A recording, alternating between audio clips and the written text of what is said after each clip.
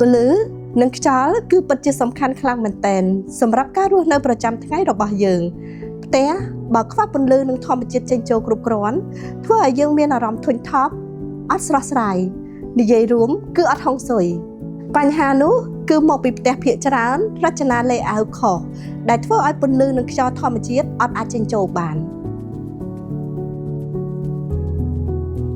ដូច្នេះហើយផ្ទះដែលរចនាឡើងតាមបែប open plan គឺជាជម្រើសថ្មីមួយដែលចូលមកដោះស្រាយបញ្ហារបស់លោកអ្នកក្នុងការរស់នៅប្រចាំថ្ងៃ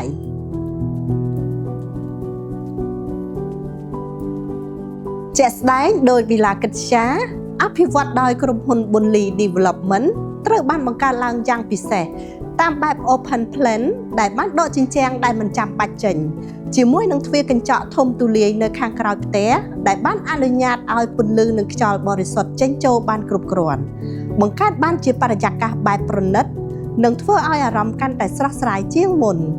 ទន្ទឹមនឹងនេះការដកជញ្ជាំងដែលមិនចាំបាច់ចេញគឺធ្វើឡើងដើម្បីរួមបញ្ចូលគ្នា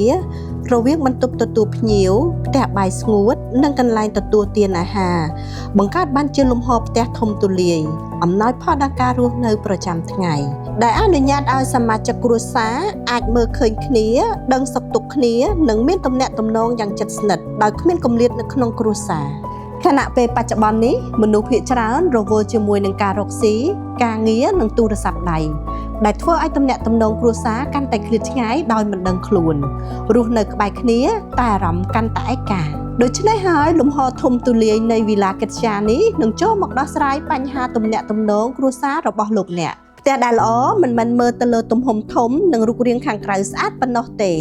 ប៉ុន្តែការរស់នៅផ្សារភ្ជាប់ជាមួយនឹងធម្មជាតិនិងមានទំនាក់ទំនងគ្រួសារ